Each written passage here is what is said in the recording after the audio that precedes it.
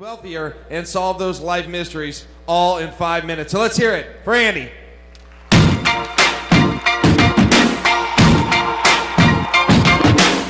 I used to bite my tongue and hold my breath, scared to rock the boat and make a mess. Well, good evening, Lincoln.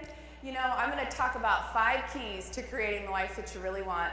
And as I was preparing for this, I was thinking back to all of the Januaries that I spent at Barnes & Noble in the cafe with my coffee and my Franklin planner. Y'all remember those?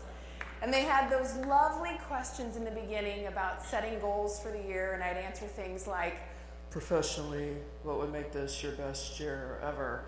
And I would write to have my own business. And I would go throughout the year and I'd just be like trying like heck to make something happen. Can you relate with that? And I'd find myself 12 months from then back at Barnes & Noble, and I'd be writing the same darn thing. This went on for 10 years. It was like I was Indiana Jones and that business thing was the Holy Grail. And then I made a shift. And 10 years of white knuckle trying got done in 6 months. So it started with a friend of mine. I think she really took pity on me wandering around in the wilderness. And she said, you know, I'm just saying, Andy, you could give God his job back on what this is supposed to look like. And I said, okay, done. This clearly isn't working what I'm doing. And that's step 1 for all of the type A's like me that are wondering. And 2 is I decided I was going to work harder on me than anything else out there. And I don't know what your holy grail is. I mean, Jennifer's paying off debt. Kat was starting a business. Maybe it's finding a man. I've been there and found me a good one. But I promise these things work. And what we've got to do is we've got to, number 3, own where we are. You know, if we want to lose weight, we've got to rip off the Band-Aid and get on the scale, right? And I totally believed people when I was pregnant the first time, and they said, oh, honey, that is all baby weight. That's just going to come right off. That was 75 pounds of BS. That girl was so lucky she didn't come out looking like a Lucky Charm or a hot dog, I'm telling you. But I learned better the next time. And number 4 is we've got to protect our focus, right? Have you guys heard the one about crabs in a bucket?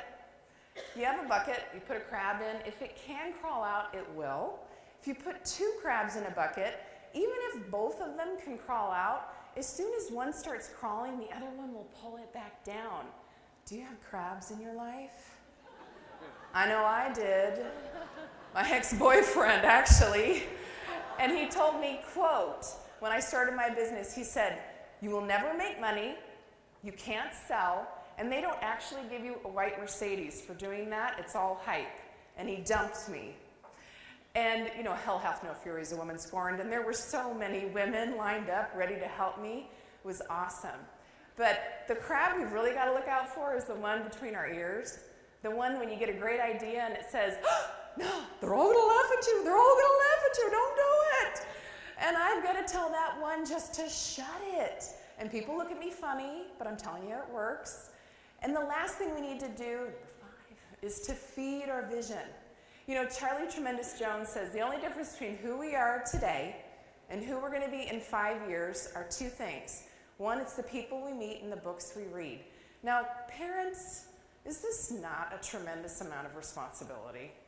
I'll tell you what, I get no greater joy than when my little one, she comes up to another little kid and says, hi, I'm Gemma. What's your name?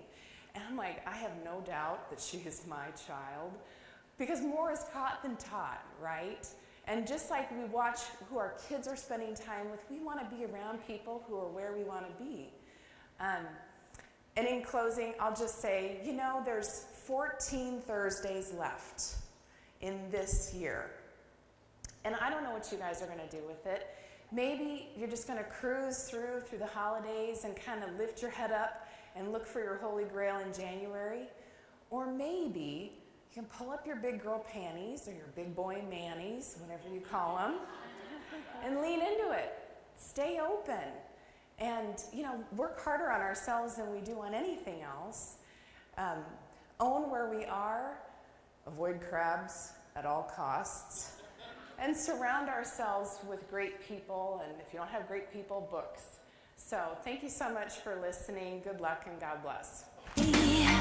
Agreed.